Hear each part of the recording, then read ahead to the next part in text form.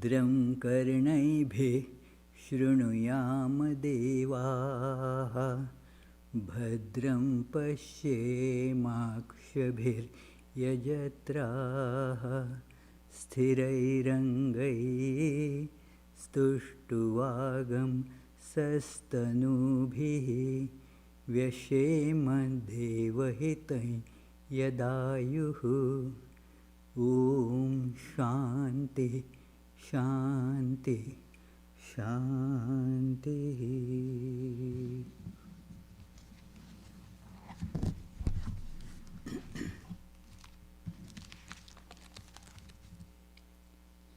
Let us now pray together. We offer our salutations to the all-loving being who endows all beings with consciousness. We meditate on the Lord, who is the origin of the universe. Lord, Thou abidest in all, Thou art all, Thou assumest all forms, Thou art the origin and goal of all. Thou art the self of all, Thou art existence, knowledge, and bliss. Salutations unto Thee. May the world be peaceful, may the wicked become gentle, may all creatures think of mutual welfare, may their minds be occupied with what is spiritual and abiding. May our hearts be immersed in selfless love for the Lord. Peace, peace, peace be unto all.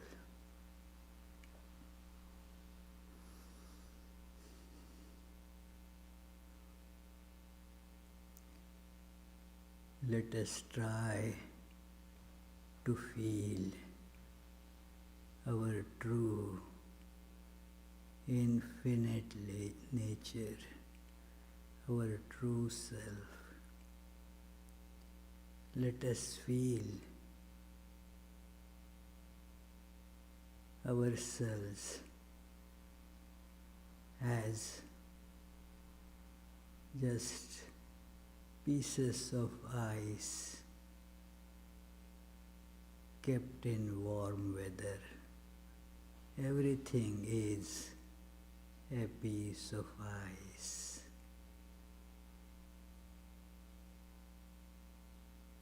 Let us feel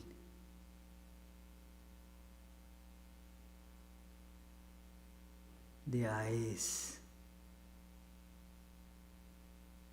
in the warm atmosphere is melting.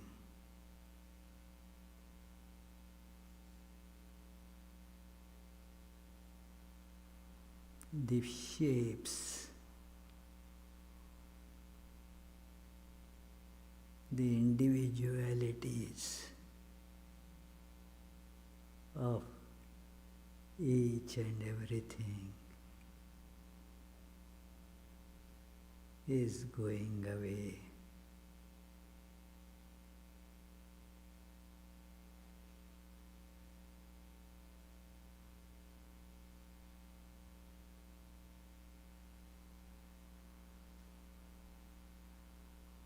Everything is melted.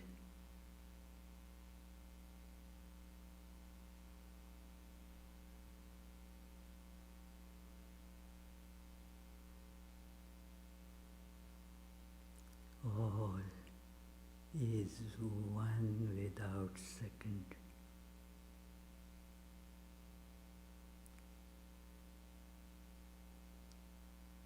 All distinctions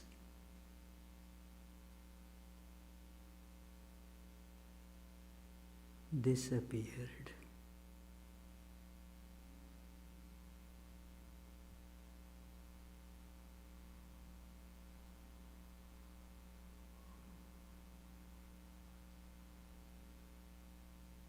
They never were in reality.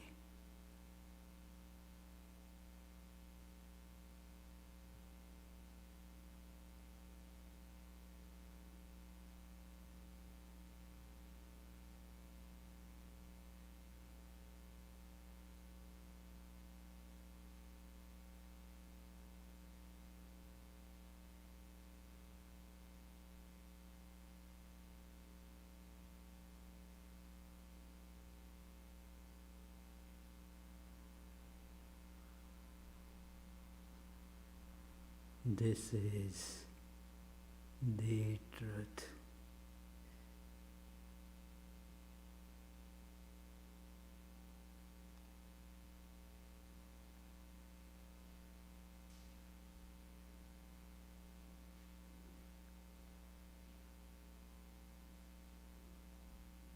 All pervading,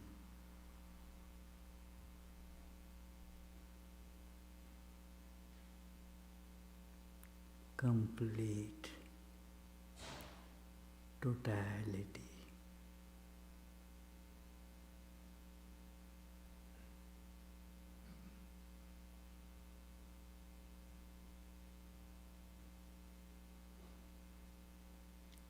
I am that.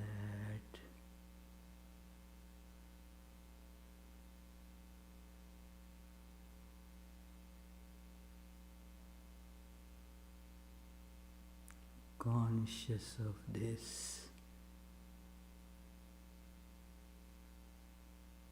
I am bliss itself.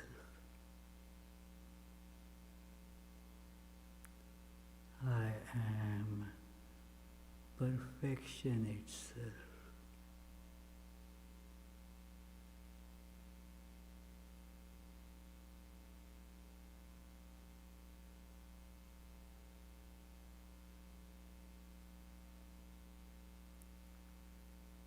Om, peace, peace, peace.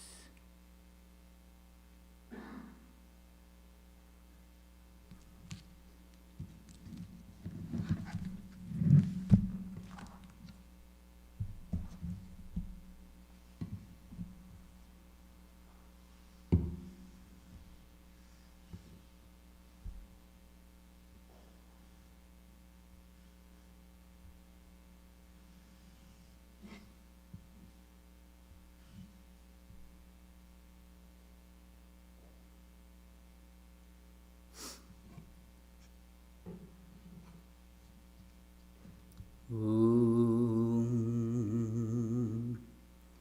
Asatu Ma Sadgamaya Tamasu Ma Jyotirgamaya Mrityormam Amritam Gamaya. Om Shanti Shanti Shanti.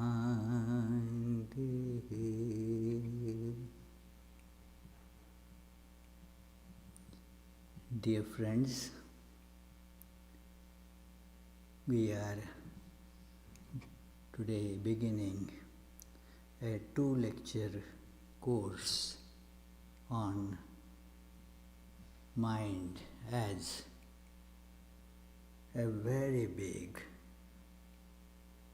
for all practical purposes, infinite in capacity and infinite in its abilities to store information, tagging it in multiple ways to make it retrievable and make it get connected and so forth.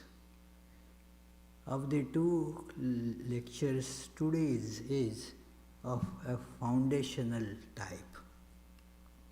Means we will look into in Vedanta what is actually understood as by the word mind, and also how it emerges, how it is used as this storehouse of information.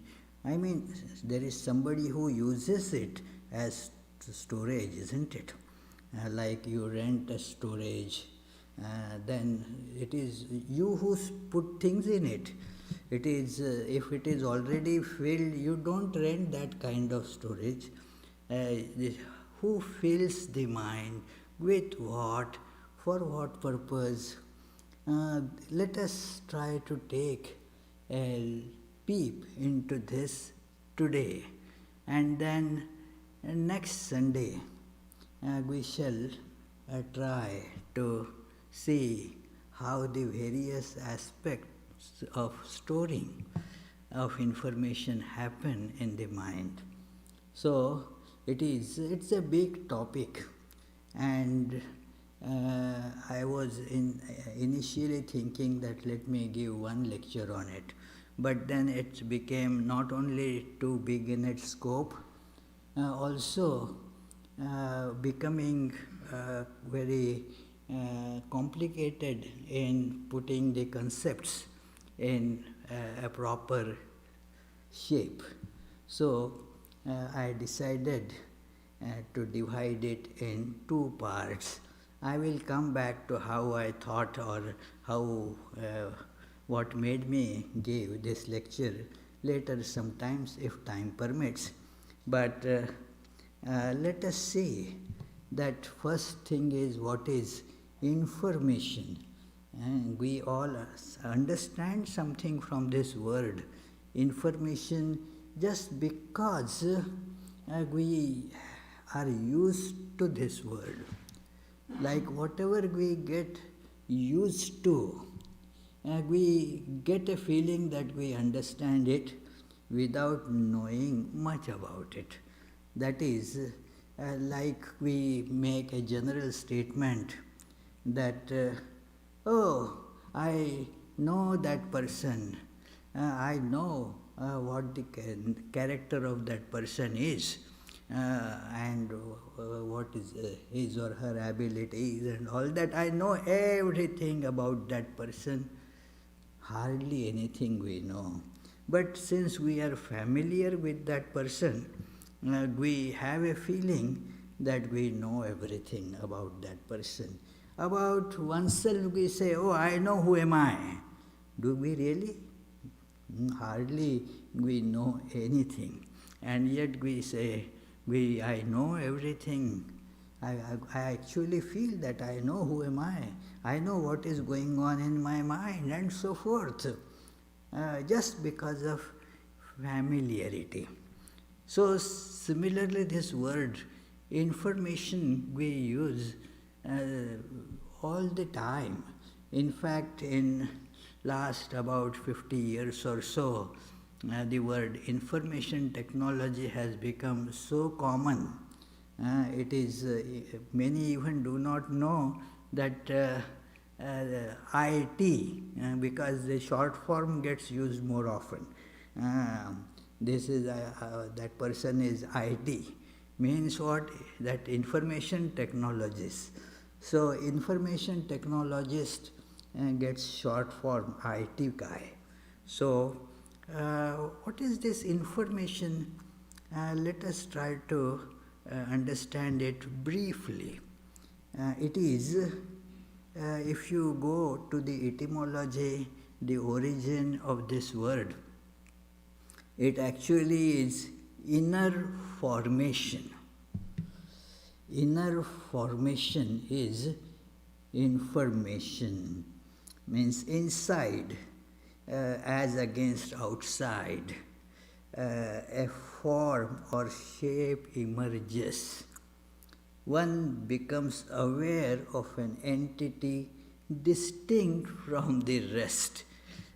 That is like a chair, for example. It is a form that I become aware of, and that is the chair in front of me need not be there. Still I am aware of the form expressed by this word chair. It is an inner formation, an inner awareness of A different from B. Even in chair, this chair is different from that chair, and both these chairs are different from when I say that person is chair of chemistry department. That is none of these chairs, So, chair of chemistry department has a very different meaning than any of these chairs. You can't go and sit on that person, you see. So, it is So, but there is an inner shape that comes to the awareness. Think of the meditation that we did before the lecture began. Suppose, think, that all these shapes have disappeared. This formation is not there. Then what do we have? Without this formation, what do we have? All is uniform, one without second. There is no distinction at all, no separate entityship at all. It is limitless. Limitless in its true sense means beyond even the limits of time, space, and causation. The limitless awareness or consciousness. This is how, if we just by a simple mental exercise, by this simple meditation, remove the form of, not you don't have to remove all forms, that will happen automatically. Just remove the form of what one thinks as I. That's enough. That will automatically pervade everything. Everything will merge. Everything will lose the form. And therefore this is a way of meditating and trying to feel our true nature, the true nature of the world. That there is no information, there is no formation there. And there is no description possible of this state except in negatives, not this, not this. As Brihadaranyaka Upanishad says, neti neti, a great statement, friends, not this, not this. One of my teachers told that why it is said twice. Only neti should have been saying once, not this should have been enough. Why it is said twice? Because when you hear the word neti, you get some idea. And to negate that idea also, it is again said, not that either, not this. And hearing something like that, you may get a feeling of zero, void, not even that. So, see for example, Mandukya Upanishad describes it, this state where all formation is gone, and therefore information also. It is neither inward turned not outward turned. Remember, we are so used to inward and outward, inside and outside. All our thinking, consciously or unconsciously, employs this paradigm, in and out. It is this divide is not there. There is no inside or outside. It is nor the two together, not a combination of inside or outside, not an undifferentiated mass of consciousness, neither knowing nor unknowing, invisible, ineffable, intangible, devoid of characteristics, inconceivable, indefinable, its sole essence being the consciousness of its own self, ekatma pratyaya saram, that is the Sanskrit word, ekatma pratyaya saram, This is only positive word used there. But that also means actually devoid of any epithet, any adjective. It is utterly quiet, peaceful, blissful, the Atman, the Self.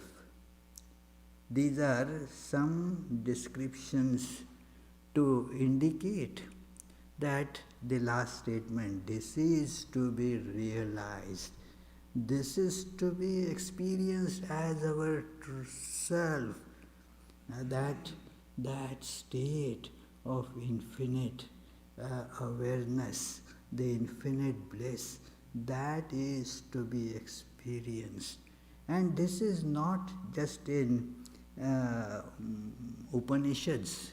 You will see in the very early flashes of Vedas that it is in the Nasadiya Suktam, the very first word says, Na asadasid no iti sadasit tadanim. In that supreme state, there is not non-existence nor existence. In Torah, you see this one without second, the one. There is no name to it. They give 4 syllables, but that is, there is no particularized sound associated with it, no meaning associated with it. It is infinite. It is one. Kabbalists call it Ein Sof, the one supreme. There is nothing outside it, nothing inside it. The Kabbalist description of this state is very similar to what we read from the Mandukya Upanishad. Yeah, so this is how it has been presented. There is no form and no information, therefore. That is the truth, that is the reality. And that is to be experienced as one's own self. As all the Vedanta classes on whatever, Tuesday, Friday, Sunday or any other day, the purpose is to make us feel this, realize this, experience this as our true nature. So, for that purpose, this discussion also is there. So, but what happened? Why did we then lose it? Why this awareness is not there? Well, you may heave a big sigh of not relief, but that I don't know, that, oh well, I don't know what happened. But the crack appeared, the oneness got broken. How? We cannot answer it. The sages are very, very clear about it. In Bible and other such places, they tell it therefore in allegories, that there is God alone is. How the creation divided into day and night and all complexities followed. So, how it happened? Swami Vivekananda, when this question comes, and it comes, it will keep on coming, friends. Even though we understand that it is unanswerable, in various forms this question does appear. the most common form that people ask this question is, why did God keep so much suffering in the world? A very commonly asked question. We do not realize that it is this very question in another form. That it is what it presumes, this question, that why did God keep so much suffering, means I wouldn't like this misery to be, or this suffering to be there. God should have not kept any suffering here. So that means God should act according to your will. So who is God then? You just remove the godhood from God. So it is, this question is not answerable at all. But this break, this crack in our awareness happens. The oneness gets split as it were, without actually splitting. It is said that if it is one, what can split it? There is nothing else that will cause the split. So therefore, it has happened just in ignorance. Without splitting, it appears to get split. So, the first split in consciousness, this is first information. This is first information. I and world.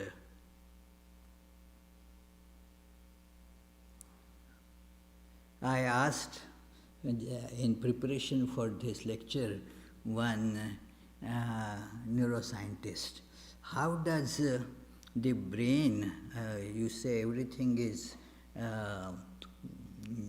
describable by brain, how this information comes to brain, where is it stored? I and the world. This split, where does it get stored? How the brain knows that this body is I? Because that is very funny, this body is called I. It is, this is I. All body means this nail I. Agreed. If I cut it and through, is it I? No, it is all full of contradictions. That it is, where is this information? It is certainly not in the brain, but this is the foundational information, the first information. A form now is there, form in the sense of a limitation. Don't think of form as a round or a triangle, not like that. First formation means there is a separation now, this and this, I and world. This formation is there. That is the first information. So it is, and it results in these very hazy understandings or hazy awareness, but we are firmly rooted in those. Imagine, they are so hazy, but I have absolutely no doubt about these. That many things I say, well, I don't know, but I know I am.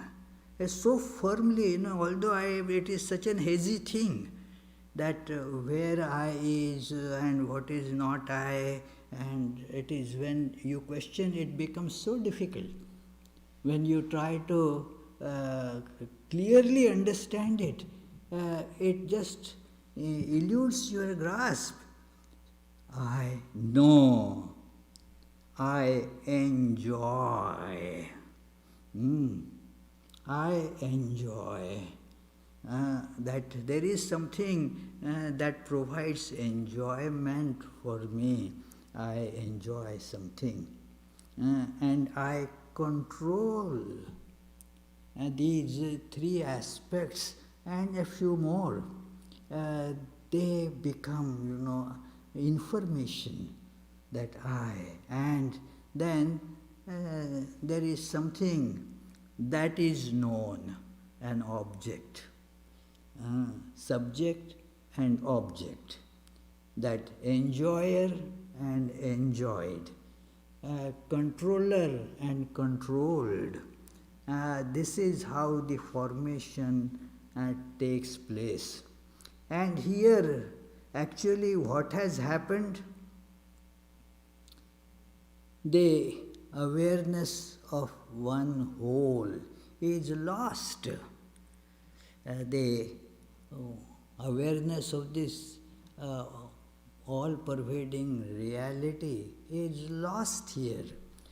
And thus, now in all this secondary information, things are all turned on their head.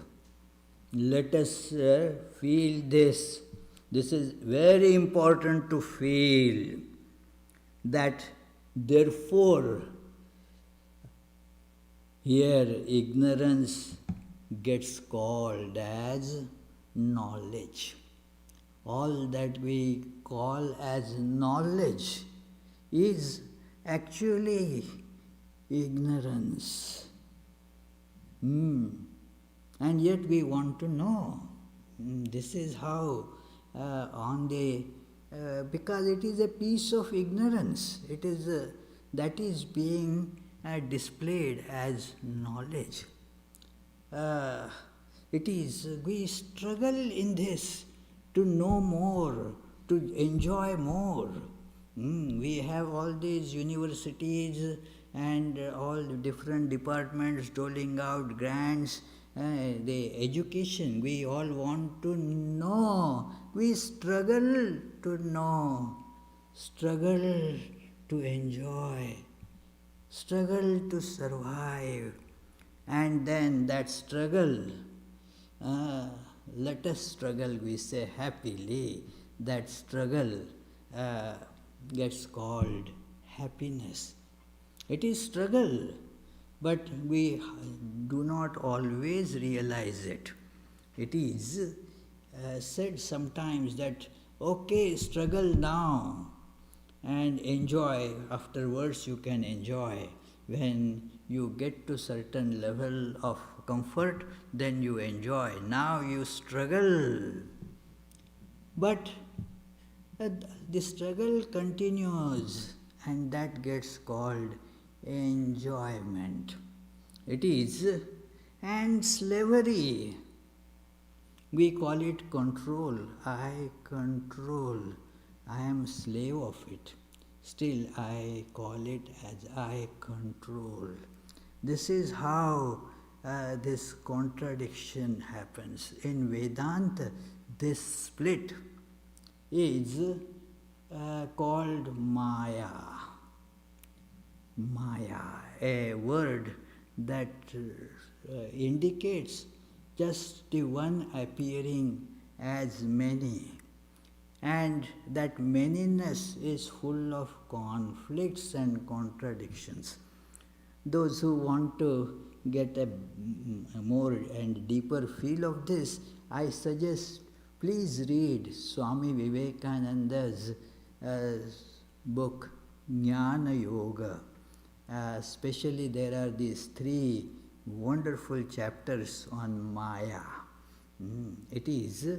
So read that book and you will see at depth that this is how it is all full of contradictions. Contradictions in the sense you see that this is what is going to give me happiness, and so you go to get it. Till you get it, you are struggling. No happiness because you are struggling to get it. The problem is, after you get it, you immediately see that you didn't want it. So again, disappointment. Again, something else beckons you, as it were. You run after it. No stopping of it. Because as soon as I see something as able to give me happiness, I rush to it. I have to. The very idea that it is going to bring happiness to me automatically makes me rush. I am such a slave. I cannot stop that. And then I do not get it. And yet I have to keep on struggling. That is slavery. Swami Vivekananda calls that this is what a terrible slavery is. Afterwards I realize that maybe, there is no happiness. But after experience I know that that is not going to yield happiness, and yet I am dragged to it like a slave. That is slavery. So this is the problem with this contradictions, and therefore we want to get out of it. We want to get liberated. In every religion you will find this idea to get liberated from this. It is when one feels that there is no end to this. How do I get out of this? It appears to be like a circular path. Just go on, unending. So, how can I get out of it? This is the first information. From this primary information, then the other information is going to ensue. So, we will see that ignorance of the unchanging truth, we have lost it. That ignorance becomes the information. Primary information is ignorance. So the secondary pieces of it, as I had told earlier, the pieces of this primary ignorance, we call it knowledge, but it is ignorance. This is fall from knowledge that gets called knowledge. This is actually fall from true knowledge, and the word for it is that I know, knowledge.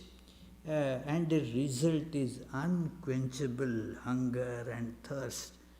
Swami Vivekananda has compared this state to the Greek mythological story of Tantalus, hell of Tantalus.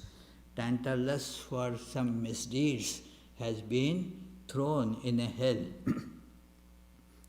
We are all in that kind of hell. It is a very good imagery, friends. This Tantalus, he was filled with tremendous unsatiable hunger and thirst. And there were, all the edible things, fruits and this and that hanging around, and he was immersed in water. Water is right there, he's thirsty. But as he goes to sip the water would recede. Water would go down. He would not be able to drink a drop. Again the water would rise. Almost there. But the gap between cup and lip could be huge, you see. So, I wouldn't get it. He would get just close to all those nice fruits. They would come almost down to his lips and would go away as soon as he is about to put them in mouth. No. So this is what we are in. This is what this so-called information has brought us to. And therefore, we are in the pool, deep in pool of torturous contradictions. Let us feel this. Let us remember this. And therefore, you can mark this word that in the Bible you read right in the Genesis that it is that Adam, Eve, they were okay till they ate the fruit from the tree of knowledge. They became aware of I.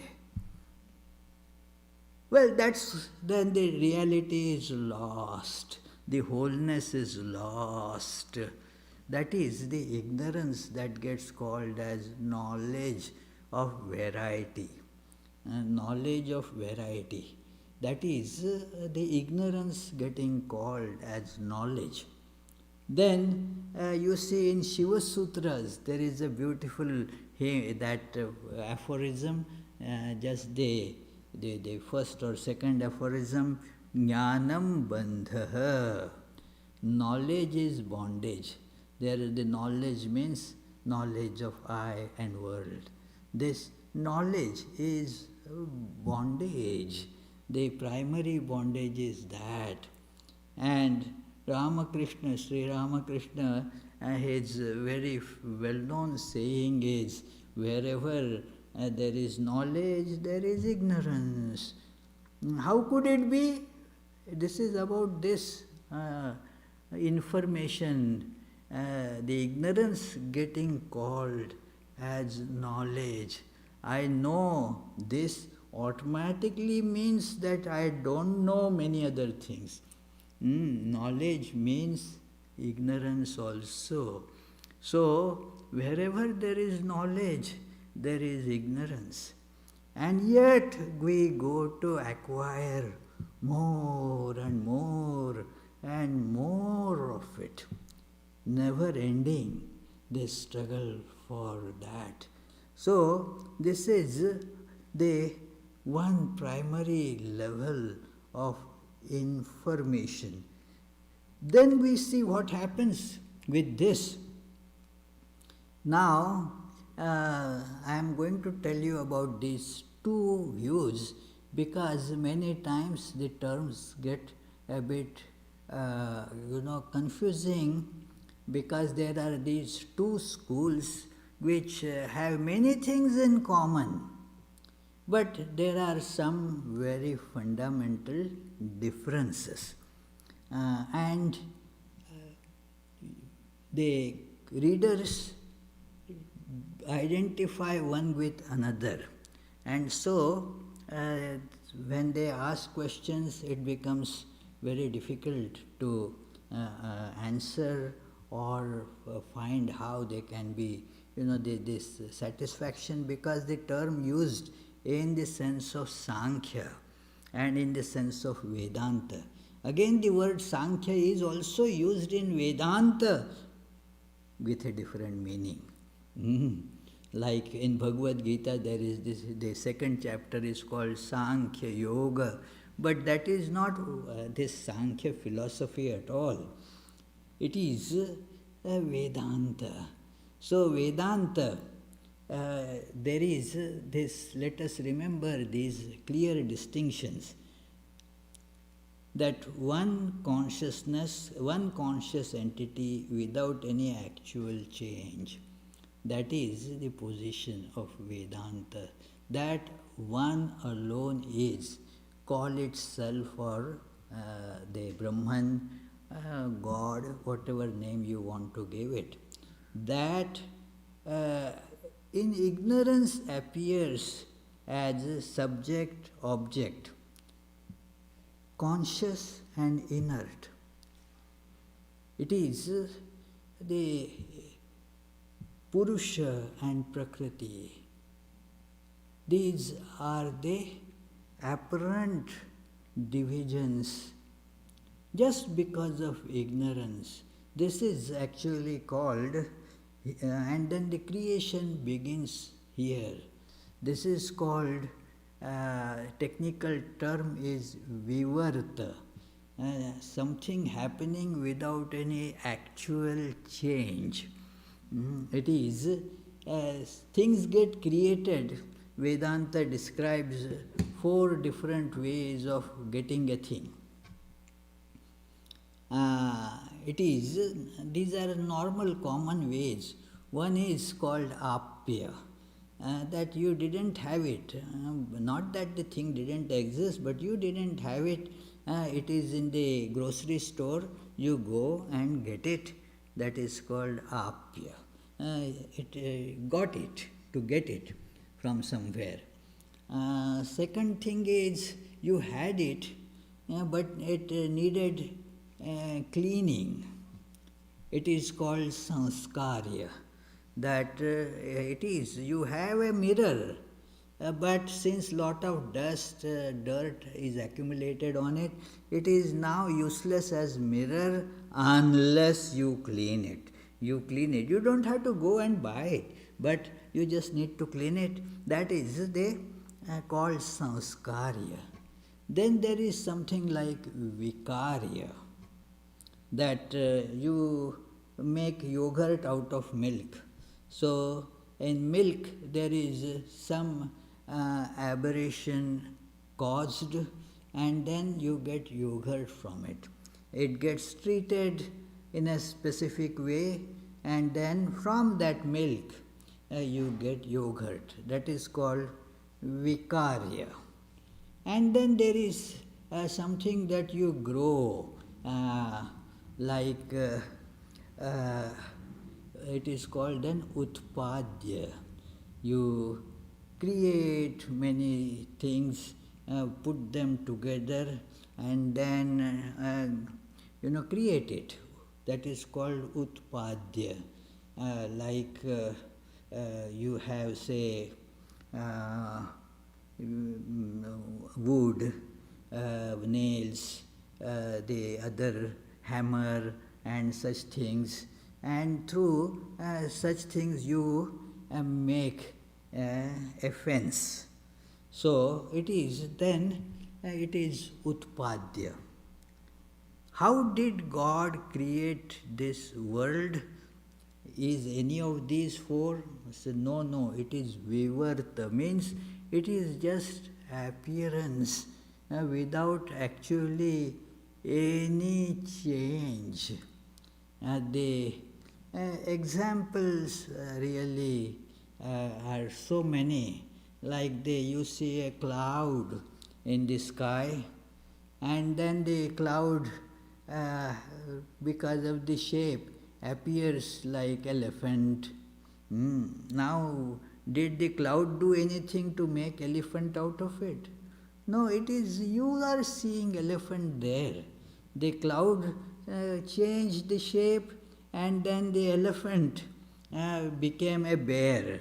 Did the elephant actually did something to become bear? No. It is without any change the cloud is appearing as so many things. You see the mirage. That is another example very, very often given in mirage, that without actually any change you are seeing water there. And when you can see it as you drive on a kind of half cloudy day, and there is the sun out there, and then as the temperatures are such, you see suddenly that there is lot of rain there. The road appears to be not just wet, but as if there is lot of water there. Now, as you drive, you know there is no water, it is just mirage. Now, did that road or anything there made any change to make the water? It was just deception. It is just it got created without getting created. That is the meaning of this, that vivarta, that it is just an appearance. There has been no change in that object at all. That is the central point in this idea of vivarta. No change has happened there at all, and yet that one without second reality is appearing as all this. What it means? It still actually is that. Let us reflect, each of us, it on ourselves. Each of us is infinite. Each is divine. Each is perfect. It is only a misconception. This is the position of Vedanta. The creation is just ignorance of our true nature that makes for this I and world division. And then this I and world, they interact. This I has lot of hunger. That hunger means desires. You know what Buddha calls as tanha, means thirst. Instead of using the word hunger, he uses the word thirst, because hunger you can hold for a longer time than thirst. Water becomes more a necessity. So it is, that is, and so it rushes to all the different things that are just rushing out from itself. In Sankhya, the view is the two fundamental realities, two fundamental concepts, principles. One, conscious principle, the Purusha, and one inert principle, that is Prakriti. The creation ensues from their interaction, their combination. There are one important difference is again that there are infinitely many conscious beings in Sankhya. Lots of them. Everything is a combination of different Purusha and some lump of Prakriti with it. So it is, each individual is different, each conscious entity is different, which again has a correlation with our experience. It is like I am a different entity than, say, Naomi sitting there. And we are two different entities. It is because if I eat, Naomi's stomach doesn't feel, that she has eaten. If I get a good sleep, that doesn't mean Naomi will get good sleep. We are two different beings, Suppose I fall sick, that doesn't make Naomi sick. So it is like that. Each individual is different. One can be happy, another can be miserable. One could be very good-natured, other can be evil-natured. So each individual is kind of different in various ways. So this is the two separate ideas. They get reflected in their understanding of how the mind functions, how the creation has happened, and the use of the mind. There is tremendous similarity, almost identity in psychology. As this Vedanta psychology and Sankhya psychology, they are same. But initially this division is a bit different. Like in Vedanta, it is the world is projected from inside out. That is, it is all the self. It is when that self goes out, just that will come in our next class, but I am giving just a little hint of it, that the form, is not really, the form is not affecting my eyes, and thus I am getting the vision. That is Sankhya understanding. Vedanta understanding is this self goes as it were through the hole called I, and then it becomes form. It goes out through this hole called ear and takes the shape. It is audio shape, not visual shape. It takes the shape of sound. It is not the reverse. The Sankhya understanding is there is something outside, and that is affecting my sense organs, and thus I get the signals. In Vedanta, the understanding of this thing is that it is from inside out. These are called the holes through which the consciousness, as it were, drips out, goes out, and according to that hole, they get shapes. Shapes are like touch, shape of smell, and all that is information.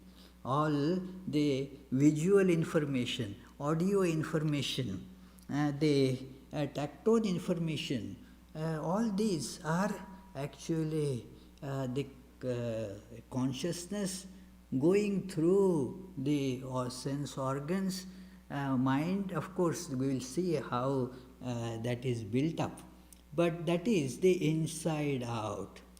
The Sankhya understanding is from out to in. There is something there that affects my eyes, and that affects my, therefore, my mind. The information is gathered from outside. So this is one of the basic difference. And then, but otherwise you will see very similar steps are taken, that it is for this now satiation of desires, different instruments get made, and the instruments are this subtle body and the gross body. I am making it a bit simplified, that it is subtle body is the mind, sensory and motor organs. This mind, we will see, it has different functions, and in our next class we will see how these functions they act. And then there is the gross body. Brain is part of the gross body. Then this all the physical body, various limbs, they are the gross, that is the gross body. It is just to give you a kind of loose comparison, just to make the idea kind of familiar. It is the subtle body is like software, and the gross body is like the hardware. So together they become useful. One without other is of no use. The computer without any software, any program on it, well, it is not a computer at all. You can use it as for weightlifting exercise or whatever, but it's not a computer. And then if you have only only software I have has not even meaning at all without hardware. You have software because software doesn't have a location. You need hardware even to put it on. Like you may say that it is in some drive there, or it is on my DVD disc. That is hardware on which you have put it on. So therefore, the two are like that. The two together become functional. Only one doesn't become functional. A more familiar example I can give, like the electricity and all the appliances that run on electricity. It is, there is the without the appliances, what is going the electricity going to do, and what the appliances are going to do without power. Both are useless individually. It is only when they are combined they become useful.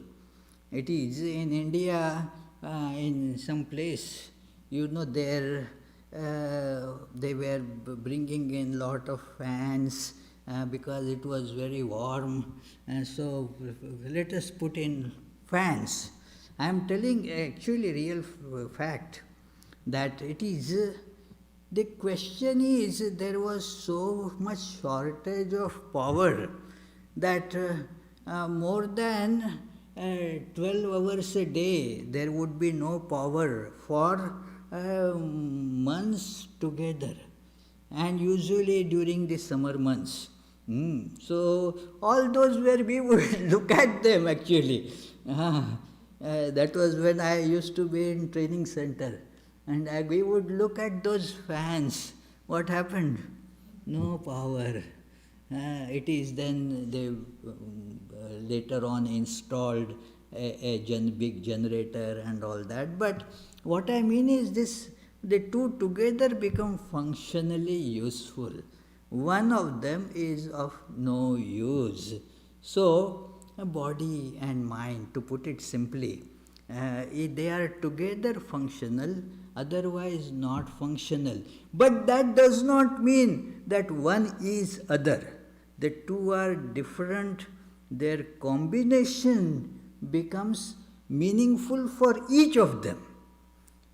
Otherwise, each of them, it is although separate from other, it has no function without other. So, we shall continue this discussion in our next class on this next Sunday. We will discuss how then this, we have now come just to the mind. Now we will see how the mind stores the information. It is amazing, the storage capabilities of mind, the tagging. You need this storage and a heap.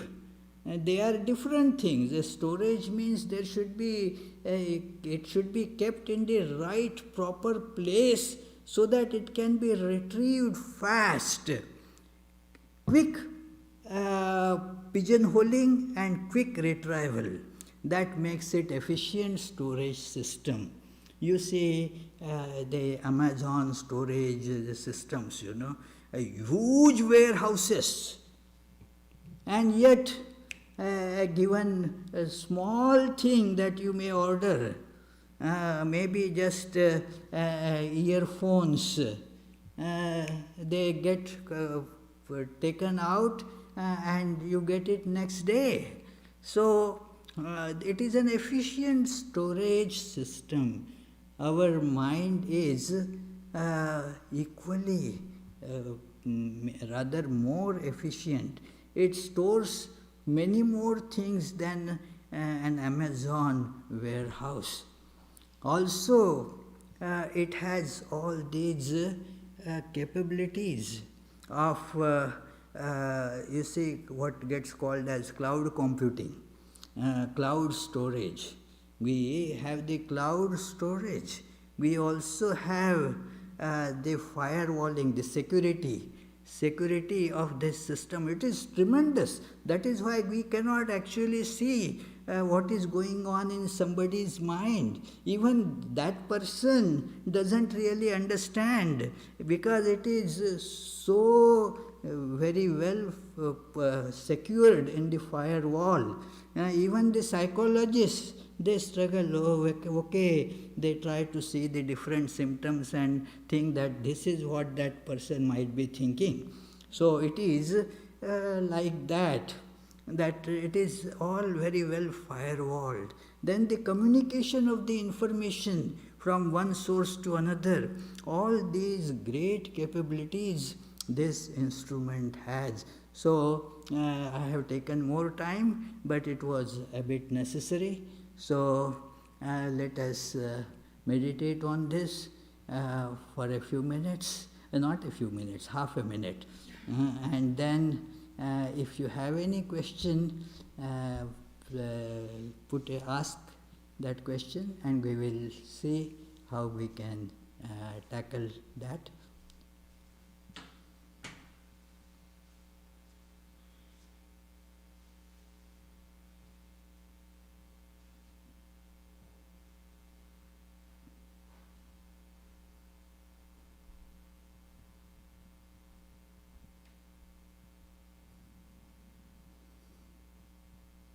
Any question? No web question, Maharaj. Okay. Yes, Sarada? So my question is in regards to creation and all of creation. I've sometimes heard that it's deliberate, like God's decision to create is a deliberate decision. And in Chandogya Upanishad they say that Brahman willed himself to become many. So that implies a deliberate choice to superimpose upon himself. But then there are other scriptural references that seem to simply imply that it just is. So just kind of would like to take on that. A very good question, very deep question. The answer to that is, it is not in that sense a deliberate decision. There is no creation at all. So what is the meaning of deliberate there? But yet this is told to the students who are still in the seeing that it is all done by somebody.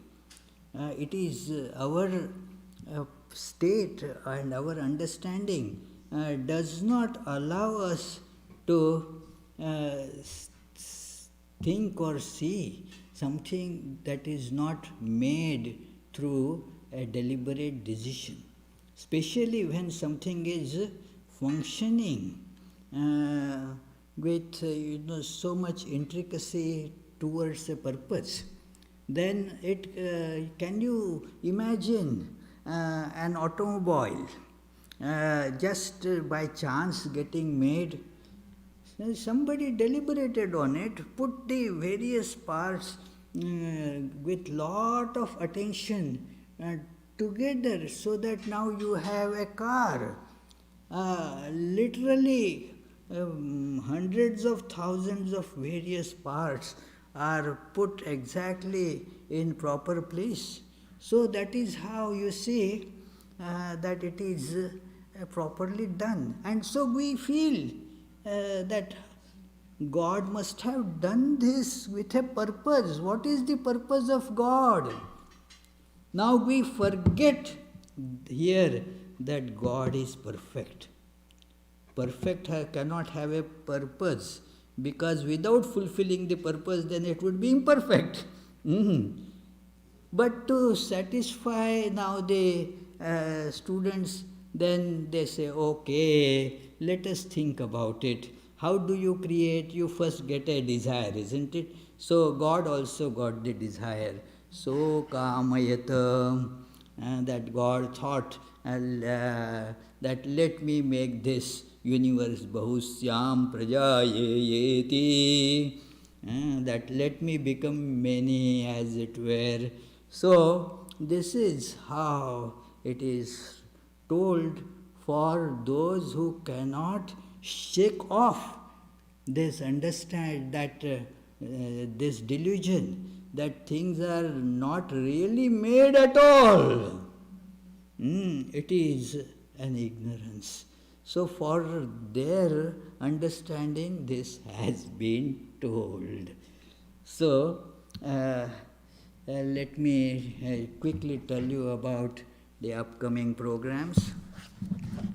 The programs next week, Sunday, I already have told what is going to be done this Sunday. I don't need to repeat it. Tuesday, Friday classes at 7:30 p.m. will go on as usual. The Vedanta Society is open for the in-person attendance for all these with restrictions that you have to come within at that time slot.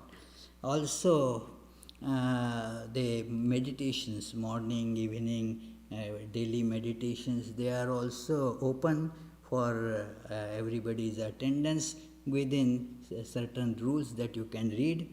Also, there is a big program, Durga Puja is coming up on 24th of October, Saturday 24th October. Again, how we will perform it, how many people will be allowed to attend, and what will be the procedure, all that will be announced in our coming newsletter that will be on coming Wednesday. And then as of now we have declared that the registration for this Durga Puja in-person attendance can be done from 10th of October. But it still, there are some problems about it, like how the COVID situation takes turns. It is still, the number is certainly not going down in Rhode Island. Nowhere in the country, but in Rhode Island, we are special, so we have a little higher rate of increase. So it is. So we will monitor the situation and then decide. So let us conclude with the closing prayers. May the Divine, who is Father in heaven of the Christians, Holy One of the Jewish faith, Allah of the Muslims, Buddha of the Buddhists, Tao of the Taoists, Great Spirit of the Native Americans, Ahura Mazda of the Zoroastrians, and Brahman of the Hindus, lead us from the unreal to the real, from darkness to light, from death to immortality. May the all-loving being manifest himself unto us and grant us abiding understanding and all-consuming divine love. Peace, peace, peace be unto all. There will be arati now.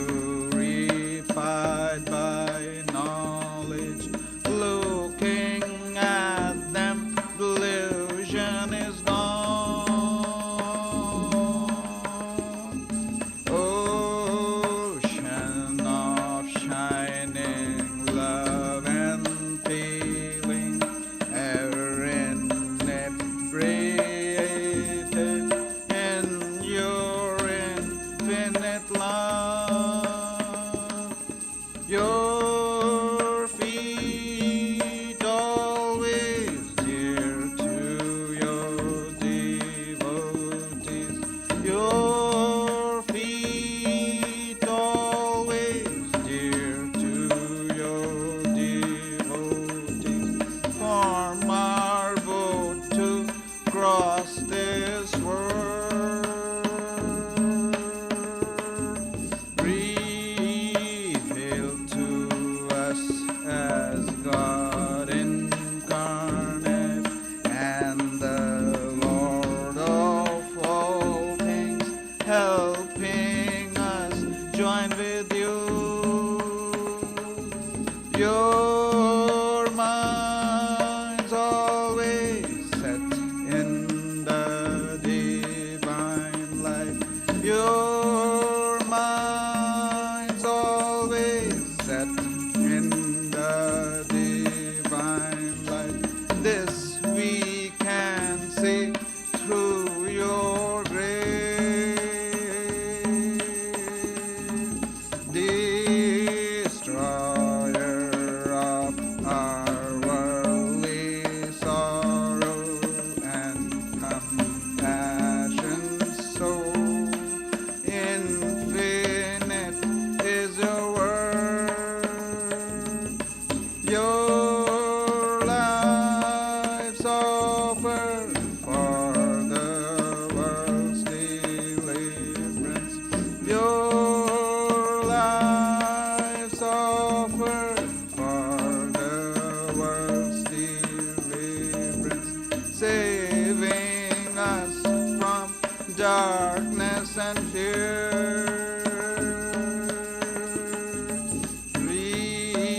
Renouncer of all lust and lucre, for you were always spurning sensual life.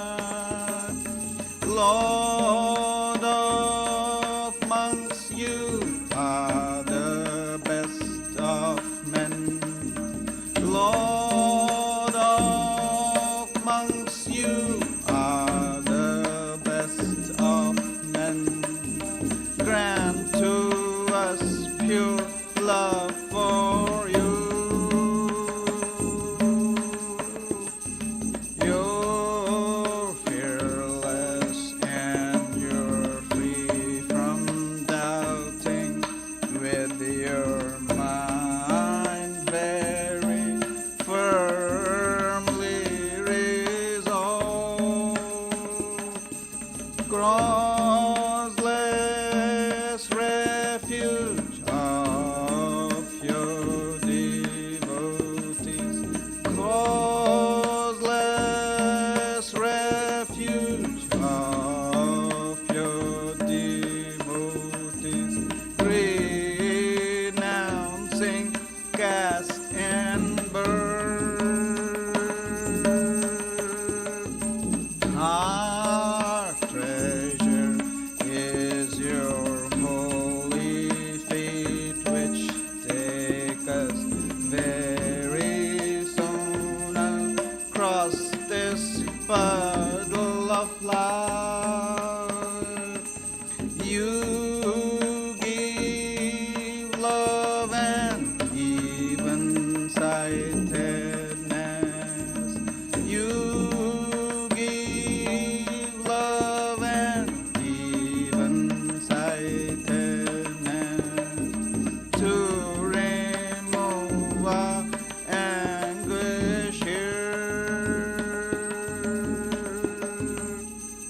Our treasure is your holy feet, which take us very soon across this puddle of life. You give love and even sightedness. You give love and even sightedness to remove our anguish here. Greetings to you, O Lord, beyond both speech and mind. Greetings to you, O Lord, beyond both speech and mind. Yet you are the basis of both. O Lord, yet you are the basis of both. Great light of all lights, blazing in the heartscape. Great light of all lights, blazing in the heartscape. Darkness is destroyed by your light. Oh Lord, darkness is destroyed by your light.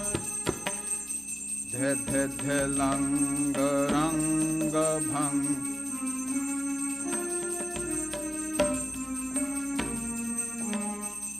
Greetings to you, O Lord, beyond both speech and mind. Greetings to you, O Lord, beyond both speech and mind. Yet you are the basis of both. O Lord, yet you are the basis of both. Great light of all lights, blazing in the heartscape. Great light of all lights, blazing in the heartscape. Darkness is destroyed by your light. Oh Lord, darkness is destroyed by your light. Langa ranga bhanga, these are all the sounds of mridanga. Langa ranga bhanga, these are all the sounds of mridanga. Spiritual songs devotees are singing for your worship divine. Spiritual songs devotees are singing for your worship divine. Jaya Jaya for your worship divine. Hara Hara for your worship divine. Shiv for your worship divine. Breaker of all our worldly bondage and adored by all, we adore you too. Jai Shri Guru Maharaj Ji ki Jai.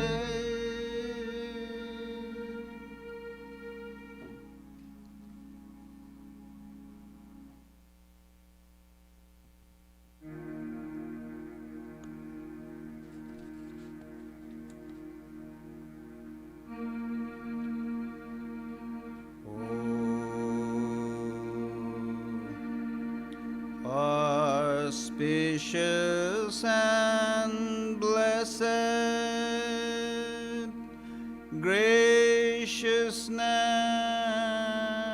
graciousness sublime,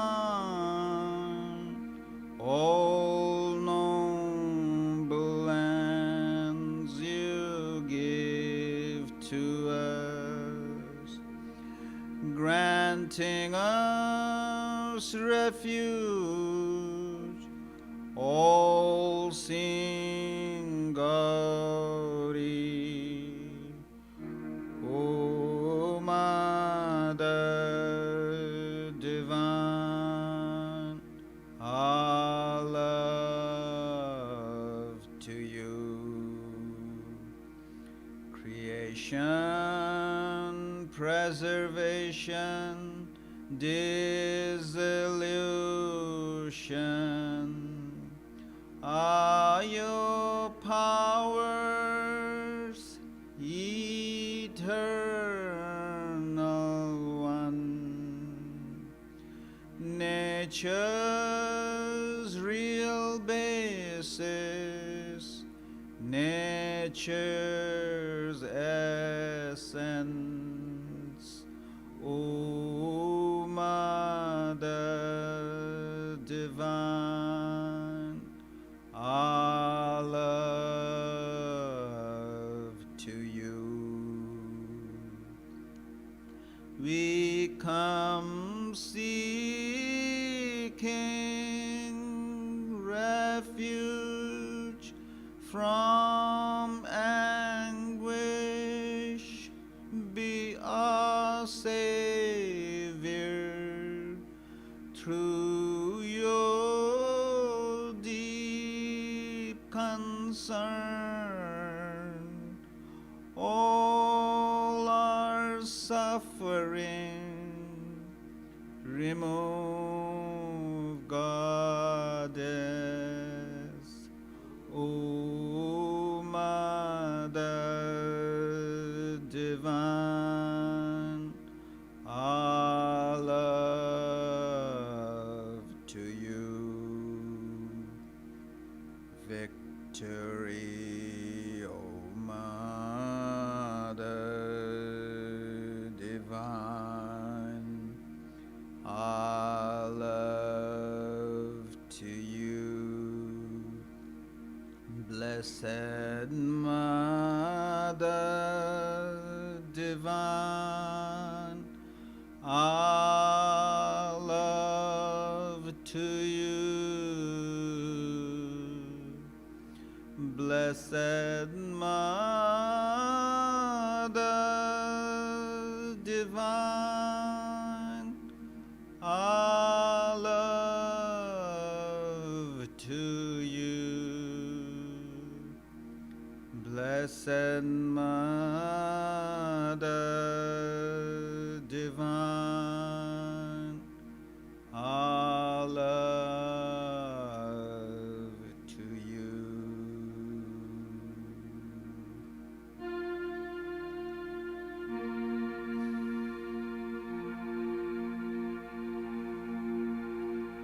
Jai Shri Ram Krishna Dev Ki Jai. Jai Shri Sarda Devi Ki Jai. Jai Shri Swami Vivekananda Ki Jai. Jai Shri Buddha Dev